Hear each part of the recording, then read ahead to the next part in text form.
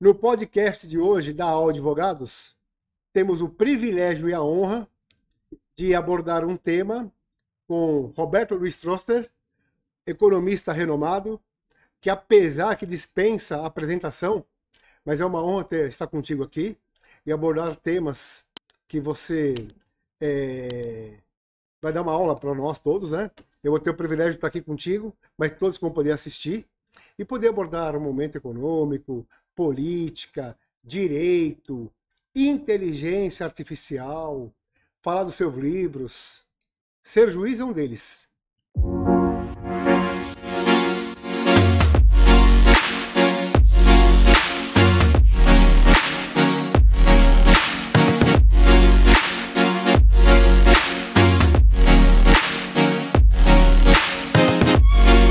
É um deles. Bom, a honra é minha estar aqui agora, né? Muito obrigado pelo convite. É sempre um prazer falar com você aqui e almoçando antes ou onde que seja, sempre Prazer um é todo prazer. meu. Muito obrigado mais uma vez, viu? Hum. Roberto, desculpa até a intimidade Imagine. uma deferência que não é tão formal, né? É. E assim vale para mim também. Aqui não é o Dr. Alberto, não, aqui é o Alberto. Nós somos amigos fora daqui, então isso que vale, né? É verdade. Na sua visão, momento econômico do país, estamos passando, nós estamos com o atual governo há um ano e meio? 1 ano e 4 meses Tá. amanhã. Quase um ano e meio. Qual a tua visão como um economista, uma pessoa renomada e que é palestrante, que orienta, está em vários debates, né, falando desses temas.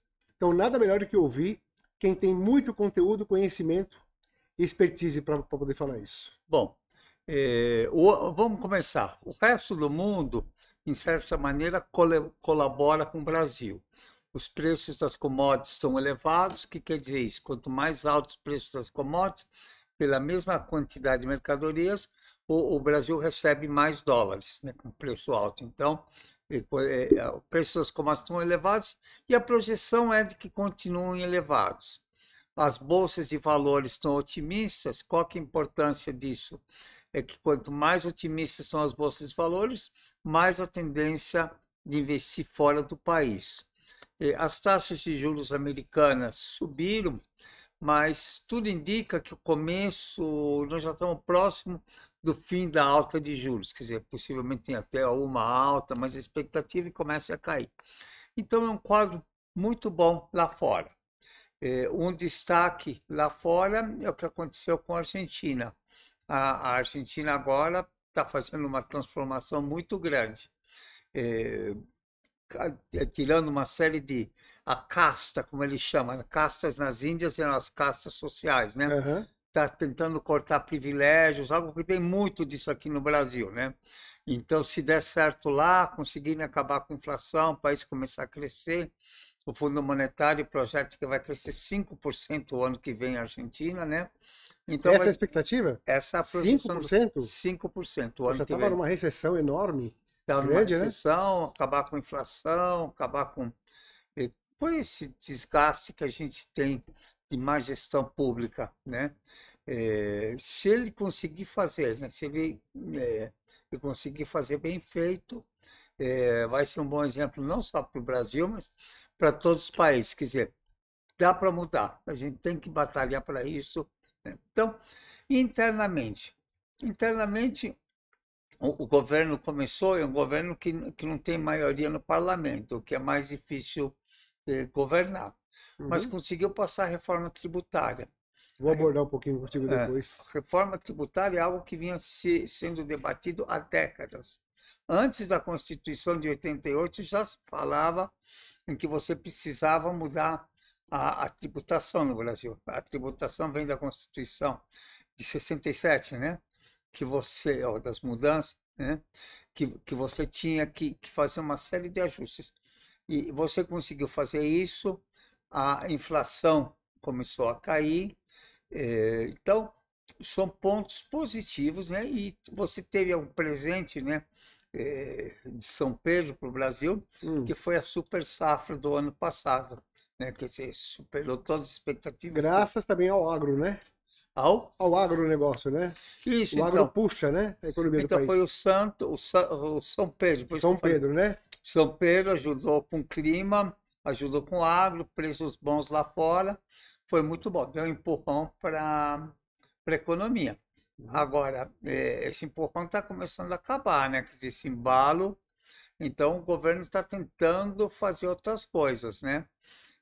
Inflação está caindo, as projeções são de que vai continuar caindo. O PIB, as projeções são em 2,2 e 2,12, mais ou menos, mas estão sendo revistas para cima. Então, a gente pode ser que tenha mais alguma surpresa na economia. Agora, depende muito do que ele vai fazer de mudanças daqui até o fim do ano, para ver se ele continua nesse embalo ou se continua a perder sustentação, ou esse voo da economia. Correto. Falamos do governo que está indo para 1 ano e meio, e você dando essa aula, explicando as projeções, como está a economia. Qual a sua perspectiva da balança comercial? É positivo, bateu recordes no ano passado, a balança comercial, deve bater recordes de novo esse ano, por dois fatores, né? Um fator, petróleo, a conta petróleo, o Brasil está cada vez extraindo mais petróleo, tirando mais petróleo, você exporta esse petróleo. Então, o Brasil aos poucos está se transformando de um importador que era algumas décadas atrás, num exportador de petróleo. Isso está virando o jogo. Virando o jogo, né? Tá. E por conta da atividade econômica mais fraca, você acaba importando menos. Então, isso é na veia, quer dizer, você exporta mais, importa menos, o saldo comercial tende a aumentar.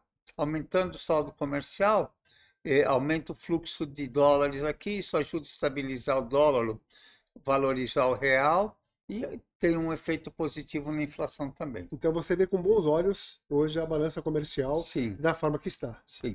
Tá. Nós fizemos um pequeno comentário da reforma tributária. Sim. Que agora, sexta-feira, né, foi aprovado agora pelo Haddad a lei complementar, que agora vai para o Congresso para ter os debates de ajustar, né? Para estados e municípios poderem também fazer a lei complementar para poder colocar isso nessa transição que vai ocorrer a partir do ano que vem, por aí vai, né? Mas essa reforma tributária, que demorou, mas está saindo, mas está tendo muita crítica também, porque ela não desburocratiza como deveria. E ao mesmo tempo, alguns setores da economia talvez ficarão como está, até um pouco menos. Mas outros, por exemplo, serviços, que é os nossos ramos, eles vão ser bastante elevados à carga tributária. A grita está geral. Então, essa reforma tributária, qual o reflexo que você vê para a economia? Apesar que ela ainda não entrou, que ainda não tem a transição, e isso aí vai levar um bom tempo para se iniciar. Não iniciar, mas para acontecer lá com todos os seus percalços. Qual a tua perspectiva com essa reforma? Bom, primeiro você tem que simplificar. O Brasil tem um dos sistemas tributários mais complexos do mundo. Um ranking que o Banco Mundial fez em 190 países, o Brasil estava no 100º ou 84º lugar de tributação mais complexa, de quanto tempo as pessoas perdem com burocracia, com contingências, com uma série de coisas. Então, você tem que simplificar. Essa reforma ficou aquém do que é possível, né? Muito por conta do lobby, né? Você tem distorções, tipo jet ski não paga imposto, né? E carrinho de bebê paga, né? É verdade. Quer dizer, então, depende muito do lobby para fazer. E agora também, na regulamentação, os lobbies estão lá com tudo, né? Falando, esse setor é importante, esse é prioritário. Ou embarcações, né? Não pagava IPVA, né? Não vai pagar, né? Quer dizer, todo mundo tem que pagar. Com os serviços, por mais que eu seja prejudicado, eu acho que tem que tributar todo mundo igual, mesma renda, mesma tributação. Não é justo que alguém que tem um comércio paga mais imposto do que alguém que faz um serviço. Então, mesma renda, mesma tributação. Mas também tem que, não está na reforma, aplicação financeira. Dependendo da aplicação financeira, você paga zero de imposto. É um absurdo isso. Quer dizer, quem vive de juros paga zero e quem vive de salário paga 27,5%. Não é Aham. justo. Até uma expressão em castelhano e espanhol, né? Ojalá que realmente iguale todo mundo pagar imposto igual. É. Não, por exemplo, o serviço irá para 26, 27% e onerar demais uma categoria que gera muito emprego, né? Sim. Então, acho que o bom senso vai ter que prevalecer. Mas o bom senso para você é diferente do bom senso para mim, que é bom diferente do bom senso para quem está nos escutando, né?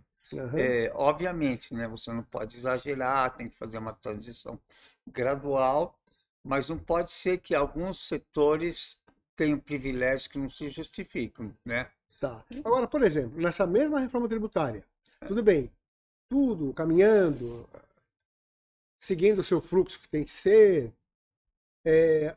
Você é otimista que o Brasil não será mais visto como o Brasil, o país dos impostos? Eu acho que está longe disso, mesmo com a reforma. Qual a sua opinião? Olha, não sei se o Brasil é visto como um país dos impostos. Acho que o mundo inteiro paga impostos, mas, por exemplo, na Suécia, você paga muito mais impostos do que aqui e ninguém reclama, né? E aqui você paga menos impostos que na Suécia e as pessoas reclamam. E por quê?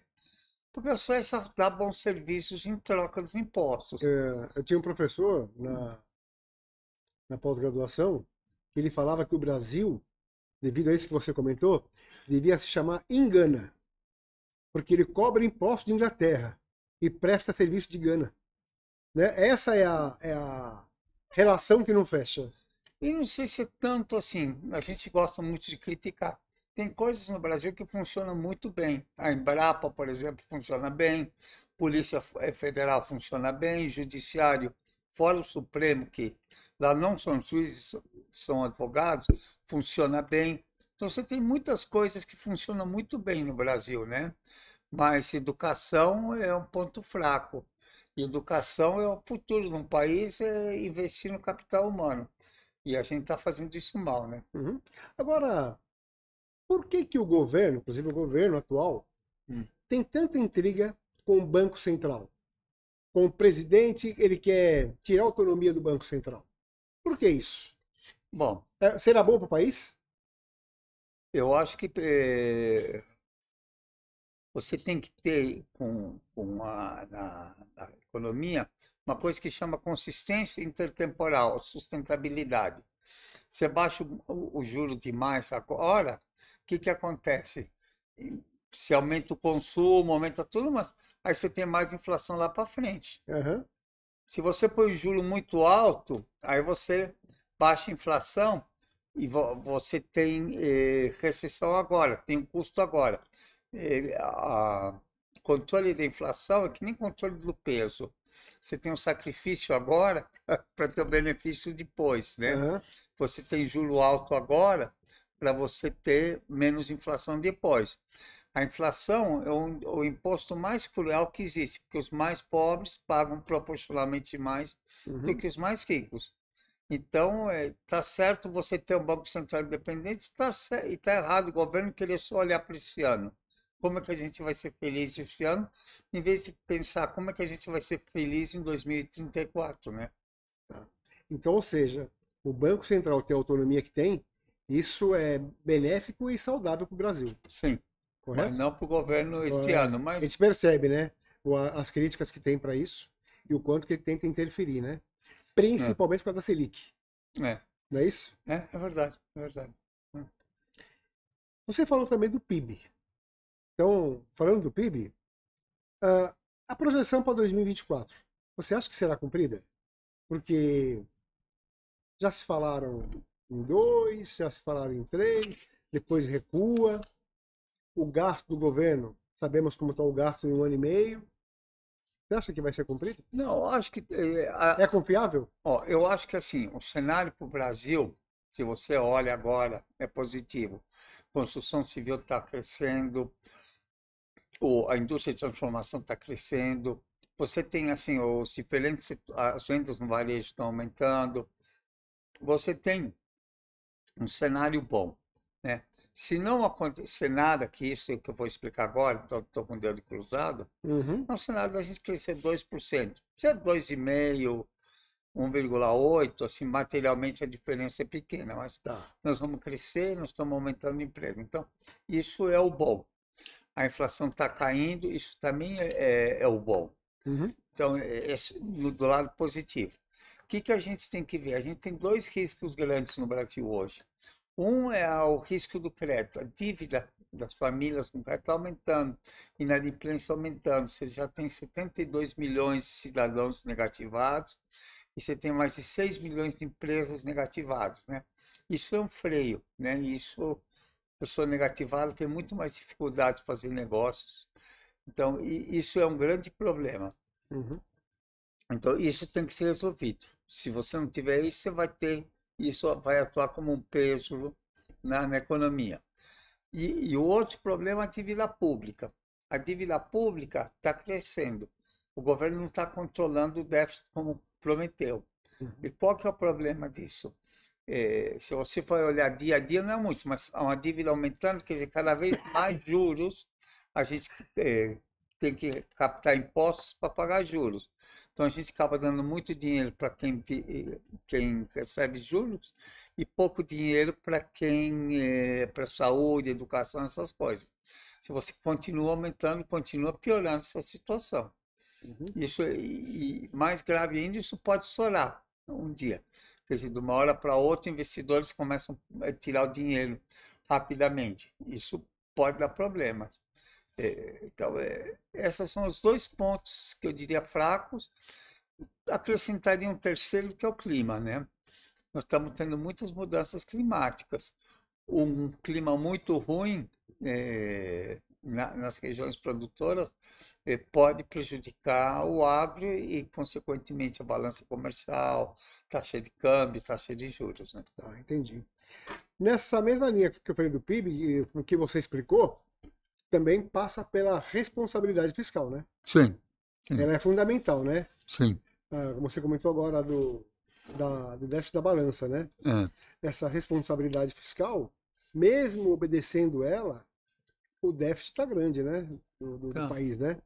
porque Então, o governo está olhando só para o déficit primário. Que é o déficit público? É o déficit primário, que é receita menos despesas, mais o déficit nominal, que inclui a conta de juros. E a conta de juros é cara. Só para dar uma ideia de número, o déficit primário está um pouquinho abaixo de 1% do PIB, e o déficit nominal está, somando tudo, está 7%, né?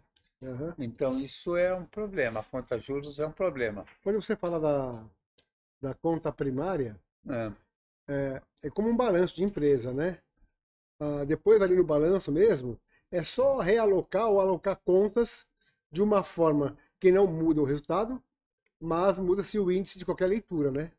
Acontece muito isso também, né? cada vez menos, porque cada vez mais mas acontecia muito antes no passado, agora é mais difícil, porque agora todo mundo monitora tudo, você tem lei de transparência, Acompanha, né? é, então as pessoas marcam o cerrado, né? Ah, o empresariado no Brasil, com todos esses aspectos que estamos falando aqui, que envolvem reforma tributária, tudo bem, como você comentou agora, do crescimento, inclusive graças a São Pedro e Hum. ao agronegócio. O empresariado, com todos os desafios internos, inclusive as guerras, Hum. né, que o reflexo é para o mundo inteiro, É, inclusive para nós. é, Na Rússia com a Ucrânia, Israel com Hamas. é.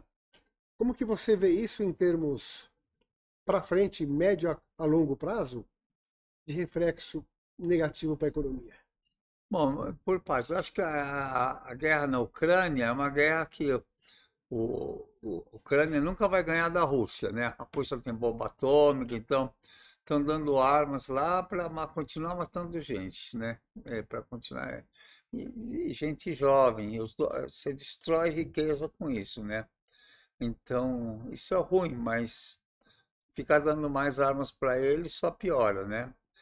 E algo parecido você pode falar com o Hamas, né? Quer dizer, a minha visão Hamas e Israel. É que isso começa devagar e pode escalar a qualquer momento. Então, esse é o grande problema. Por enquanto, quer dizer, é um problema social grande, né? Um problema humanitário. Mas, por enquanto, não está afetando a economia brasileira, mas pode afetar. Se alastra o conflito, por exemplo, você pode ter problemas no fornecimento do petróleo. Aí, o que acontece? O preço do petróleo sobe, sobe o preço do petróleo, sobe a inflação, né? Aham. Então, ou seja, nesse momento, Sim, ainda não temos nenhum reflexo de fazer jogar a economia para baixo. Mas é algo que pode vir a acontecer, sim. né? Algo pode acontecer, sim. Tá. Roberto, e também, obviamente que eu vou voltar a um tema ou outro que envolve a economia, mas você lançou recentemente, né, eu sei quanto tempo faz, 2 livros. Um é o Ser Juiz e o outro, O Direito como Instrumento de Política Econômica. Depois eu vou te fazer algumas perguntas em cima disso, de curiosidade, por atuar no ramo do direito, mas me fala um pouquinho desse livro, Ser Juiz. Eu sei que tem vários autores, né? 29 autores ou 31, porque tem o prefácio e o pós-fácio. Aham. Foi assim, eu fui professor de mestrado, né, de um curso que chama Direito como Instrumento de Política Econômica, né? E eram vários, 26 juízes e 16 advogados que faziam o curso. Aí, como trabalho no curso, cada um deles tinha que fazer uma proposta de mudança na lei para ver como que impactava a economia. Então, um falou, por exemplo, fazer o júri virtual, que às vezes você tem que levar o cidadão para o júri, aí marca audiência, se falta um advogado, tem que fazer tudo, tem problema de segurança, uma série de coisas. Aí sugeriu fazer diferente. Aí foram, assim, 42 propostas diferentes de você mudar regras para melhorar, desde a questão de por exemplo, passagens de aviões, que são os casos que têm mais litigância, medidas para evitar isso. Teve até um caso, eu diria, pitoresco, né? Uhum. Um dos alunos estava sem tema, e tem que entregar, não entrega ou não passa, né? Não tem essa, né? Aí eu sugeri para ele, um cara assim, bem advogado, bem advogado, sabe? Bem. Aí eu falei para ele, por que você não faz sobre legalizar a maconha, né? Aí, eu acho que não tem que legalizar. Ele falou para mim, então ótimo, estuda, pesquisa o tema e faz, né? E aí ele pesquisou o tema e vendo, quer dizer, uma série de problemas que não legalizar a maconha tem, né? O principal Aham. dele é que você está tendo essa discussão agora no Supremo. Aí ele pegou e falou, Trosser, eu vou precisar, eu sou a favor da legalização Ah, da maconha, né? aham. Bom, aí fizemos, é um curso de mestrado, aí eu orientei 4 juízas, coincidência, né? 4 mulheres juízas. Uma foi sobre audiência de custódia, propostas de melhoria da audiência de custódia, né? Outro foi usar o blockchain como prova. Quer Uhum. dizer, você tem hoje provas, às vezes você imprime as provas. Por que você não começa a usar blockchain para provas? Outra foi sobre a eficiência do judiciário. Por que o judiciário é ineficiente, todo mundo critica, e o que pode ser feito a respeito, né? Todos muito interessantes. E uma foi sobre o juiz visto por ele mesmo. Como evoluiu o papel do juiz no Brasil? O que é o ser juiz agora? É uma juíza que tem um podcast que chama Papos de... podcast não, no Insta, né? Um Insta. Papos de Justiça. Aham. Vou acompanhar. Acompanhe, você vai gostar. Ela tem acho que toda quinta-feira, né? Uhum. E agora ela está com outro às segundas-feiras à tarde sobre ser juiz, sobre isso. Tá. E aí nisso a gente pediu, era uma turma muito unida, muito especial dos juízes, assim, né? Muito inteligentes, porque todos na casa dos 50, 40 e muitos até mais, que estão assim, tem vitalidade, vitalício, né? Vitalidade. Vitalidade, quer dizer, não precisam de nada, já tenho a vida resolvida. Uhum. Decidiram fazer o mestrado. Então, Legal. um grupo ativo, muito ativo, muito participante. Para mim, foi uma surpresa ser professor dele, porque mudou minha visão da justiça. A gente tem uma visão da justiça, especialmente que o Supremo dá essas brigas, tudo, e mudou. A maioria deles quer ser juiz, assim, por querer fazer justiça, né? Aham. Idealismo. Aí, hã? Idealismo mesmo. Idealismo mesmo. E aí, com a Carolina, falamos, vamos fazer um sobre ser juiz. A gente pede para os juízes escreverem uma história sobre ser juiz. Aí começamos a coletar as histórias sobre ser juiz. 29 juízes fizeram coisas interessantes, desde uma que a mulher, contando, que a mulher esperou o marido dormir e matou ele com machado e foi absolvida. Nossa Lê a Senhora. história, você vai gostar. É, Não, mas contando. Outra que teve o companheiro morto, outra juíza com segurança, outros que tiveram que fazer para poder ser juiz. ou seja, fala dos bastidores mesmo. Não, fala da Da vocação. vocação, da. Eu estou soltando um Aham. caso, mas assim, da vontade de eles serem alguma coisa. A outra fez um texto em poesia, né, para a filha. Então, você tem vários casos contando o que é ser juiz. É realmente sensacional o livro, recomendo a leitura, é gostoso. Faz muito tempo que lançou esse livro.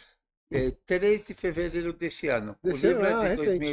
Ah, 2024. vou ter o prazer. Depois eu Não, vou querer que você é. autografe para Eu mim, te né? dou, eu te dou, eu te Opa, dou. muito obrigado. E aí você está falando desse, né? E o direito como instrumento de política econômica? Porque você faz uma junção, né? Política, economia e direito, né? Sim. Por favor, fala um pouco disso, porque Então, deve ser interessante o que demais. que é política econômica, né? Política econômica vem lá da Grécia, né? É você, com ações, você mudar a sociedade. Como é que você muda, né? Uhum. Normalmente todo mundo foca em política monetária, que a gente falou, então é subir a taxa de juros, baixar a taxa de juros, às vezes você põe política cambial junto, administrar o câmbio, isso é para estabilizar a moeda. Política fiscal, que são receitas eh, e despesas. E aí você tem uma coisa que são como as leis mudam a sociedade. Então, é justamente isso, é analisar coisa. Então, o que que é como é que foi o curso? Primeiro você vê quais são os objetivos. Qual que é o objetivo do governo, né? Então, em uma palavra só, isso já desde Aristóteles, né? O bem-estar de todos, né? Como é que você aumenta o bem-estar? Uhum. Aí você tem uma série de dilemas, né? Qual que é mais importante, qual que é depois, direitos adquiridos. Aí você começa a ver os requisitos para o bem-estar, né? Qualidade de vida, saúde, educação. E como é que você atinge isso e como que o direito pode influenciar nisso? Aí o curso foi feito um livro para esgotou o livro, Ah, é? fizeram vários, esse esgotou. Ah, que bacana. E aí mostra como que pequenas mudanças podem mudar a sociedade, né? Tem um caso interessante, uma aluna, Mônica Tucunduva, né? Ela é juíza em Assis, fez um trabalho, ela era juíza de família, né? Aí ela viu que fez alguns tipos de cursos para orientar as pessoas a resolverem os problemas. E mostrou estatisticamente que as pessoas que fizeram esses workshops melhorou, assim, alguma medida, conseguiram se conciliar, né? Então, foi muito, foi para mim, foi uma experiência, apesar de eu ser professor e ganhar para isso, eu poderia até ter pagado por tal Ah, é? Que coisa. bacana. Ô, Roberto, esse livro Ser Juiz, assim como o Direito como Instrumento de Política Econômica, Ser Juiz está na primeira edição. Está na Foi primeira agora, edição. fevereiro. Foi agora. E o direito como instrumento está na... Uma vez, não, foi só um livro. Não, é que é o seguinte, é que cada ano no curso eu faço atualização? quer dizer, pego os alunos e ele tem que cada um escolher um tema e fazer, né? Ah, tá. Então vai atualizando. Vai atualizar, vai fazer mais outras propostas, né? Eu imagino que é um sucesso esses livros. Você falou que esgotou, né? É. Esgotou. Qual? Os dois ou Ser Juiz? Não, Ser Juiz tem Ah, bastante, tá. tem. Perfeito. É. Tá. E tem tudo a ver mesmo, como você falou, né? Política, direito e economia, né? É, Porque uma coisa, de uma certa forma, está amarrada com a outra, né? Então, por verdade. isso que é muito importante não só ouvi-lo, mas fazer uma reflexão sobre isso. Porque não é nada uma coisa independente da outra, né? É verdade. Andam juntas. Não, é todos eles, né? Os Todos, três. todos andam juntos. Ah, Justiça, né? Justiça é bem-estar, né? Hum, perfeito. né? Antes de eu entrar um último tema, eu quero ainda falar um pouquinho mais dessa parte da economia. Vou falar de um linguajar que a maioria das pessoas ouve, obviamente convive no dia a dia com esses temas, mas não consegue entender como que isso acontece para que tenha o resultado numa bolsa de valores, por exemplo. Então, tá bom. São questões inversamente uma da outra. Se o dólar baixa, a bolsa sobe. Correto? Então, É isso que acontece mais depois. Todo mundo fica acompanhando. Poxa, será que o dólar baixou? Que legal. O dólar baixou, a bolsa de valores sobe. Né? Aqueles índices, aquele que divulgam diariamente, onde todo mundo fica acompanhando. Principalmente o leigo. Eu queria que você falasse sobre isso. principalmente o. Leigo. Leigo. Quem não É, conhece, que é aquele que apenas acompanha pensando um investimento, numa aplicação, ou qualquer situação. Quem tem empresas, quem tem situações atreladas com dólar, que faz importações, que muitas vezes tem que programar aquele pagamento lá para frente. O dólar hoje é uma situação, lá na frente é outra. Como que é isso? bom, então, por partes. O que é a Bolsa de Valores? A Bolsa de Valores, você compra e vende ações, né? O que são ações? São partes de uma empresa. Então, o UOL Advogados é uma empresa, né? O patrimônio da empresa da UOL, é, vamos supor, o patrimônio contábil é R$ 1 milhão, né? E aí você fala, me oferece, eu quero você sócio. Então, eu vou comprar 1% da AOL. Vou tirar R$ 10.000, eu tenho 1% em ações da UOL. E essas ações podem ser negociadas em bolsa, né? Vamos supor que nesse caso você fez 100 ações, cada ação vale R$ 10.000 e você põe na bolsa de valores. Aí vale isso. Por quê? Porque eu calculo quanto que eu vou receber de Dividendos. dividendos Tá. ao longo do tempo. Aí o que acontece? Você ganha uma grande causa, vai aumentar o lucro do escritório. O que vai acontecer? Minha ação vai valer mais, as pessoas vão querer comprar. Por 10.000, um dividendo tão alto assim, vale a pena. Então sobe. Então, como funciona a Bolsa de Valores? Não é o escritório que eu vou focar se a Petrobras, a Vale, Bradesco e tal, eles põem as ações lá. Uhum. E aí as pessoas compram e vendem as ações nas expectativas dos lucros que vão ter. Aí sobe o preço do petróleo. Opa, subiu o preço do petróleo, a Petrobras vai ter mais lucro. A Petrobras vai ter mais lucro, vai pagar mais dividendos. Então eu vou comprar ações da Petrobras. Ou a Vale. A Vale vende minério de ferro. Minério de ferro subiu, então o que eu vou fazer? Comprar ações da Vale, porque sobe. Então, agora, normalmente, o que faz a bolsa oscilar? São essas variáveis fundamentais, básicas, né? Preço do petróleo, preço do minério de ferro e de variáveis financeiras. Uhum. Cai a taxa de juros. O que quer dizer que cai a taxa de juros? O crédito fica mais barato. O crédito fica mais barato, a inadimplência diminui. Então, a ação do Bradesco aumenta. né? O que acontece? Quando você tem expectativas de que as ações vão subir de preços, os gringos entram aqui e começam a comprar ações. Tá. Quando os gringos Derrama dólar. entra dólar. Aí como tem mais dólar, aí o preço do dólar cai e a bolsa sobe. Ou a bolsa subiu porque as pessoas estão comprando. O que acontece? O preço do petróleo cai, o preço do minério cai, a taxa de juros sobe. O que acontece? A expectativa de lucro cai, aí vende e compra dólar. Aí o preço do dólar sobe. Então você tem. A relação não é direta assim, porque tem outras variáveis que impactam no dólar. É alguma exportação que foi feita, o pagamento do empréstimo em dólar, então oscila. Normalmente é como você falou, sobe um, cai o outro. Mas tem dias que sobem os dois, tem dias que caem os dois, né? Ah, tá. Então não é uma regra, pode Não, acontecer dessa forma também. não é. Tá.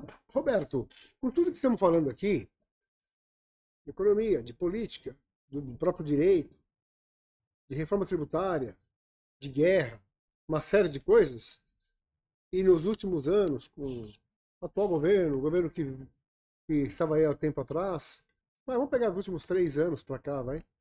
Na sua visão, como que o Brasil é visto nos dias de hoje? Olha, acho que Nelson Rodrigues falou que toda unanimidade é burra. Eu acho que o Brasil tem potencial de ser o país do futuro, mas não está vestindo a camisa. O que a Índia tem que o Brasil não tem melhor e a Índia está crescendo mais de 6% e nós 2%?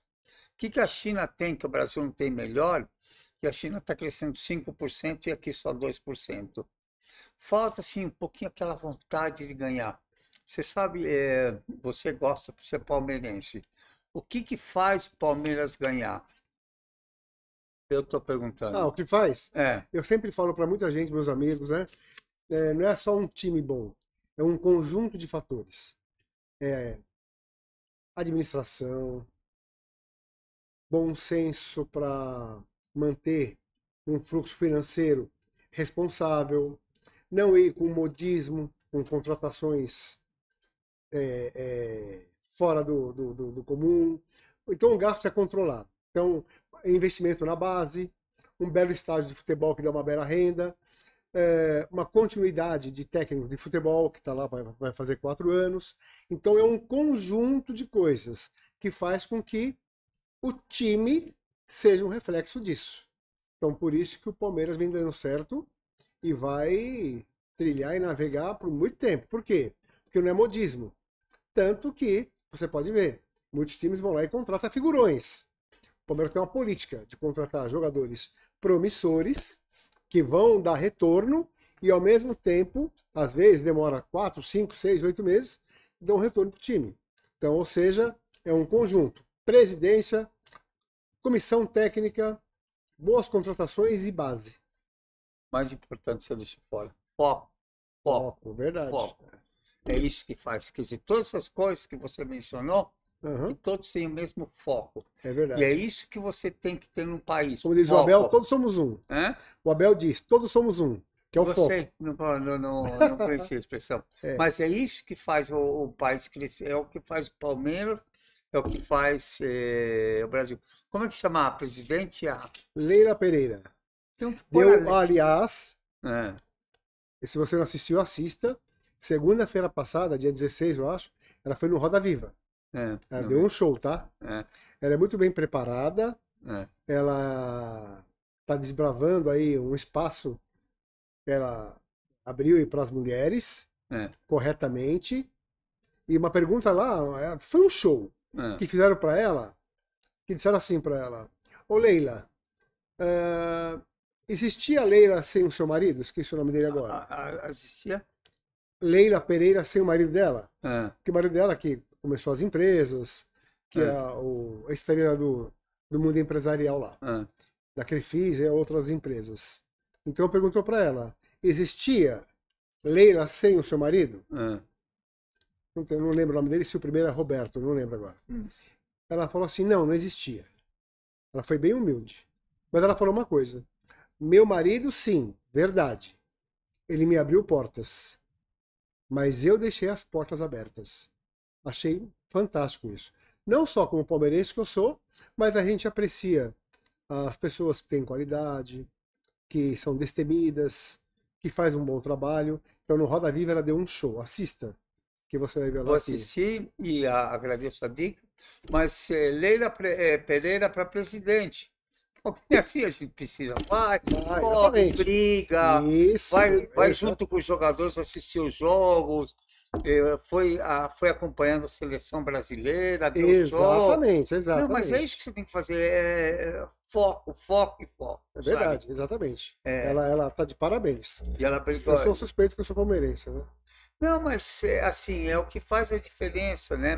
Nos esportes, Já na veio de vida. outros, né? Começou lá atrás com o Paulo Nobre, que deixa bem, né? Ele que fez essa mudança, essa divisão de era. Então, mas é Mas, assim mesmo. mas Mas você falou certo, é o foco. é o foco, né? E perseverar que faz a diferença. O que faz grandes atletas, os chineses têm um objetivo, correm atrás, têm os planos quinquenais, vão se ajustando conforme muda a realidade, se ajustam Se rapidamente. ajustam e faz uma coisa importantíssima. Não sei se você concorda comigo.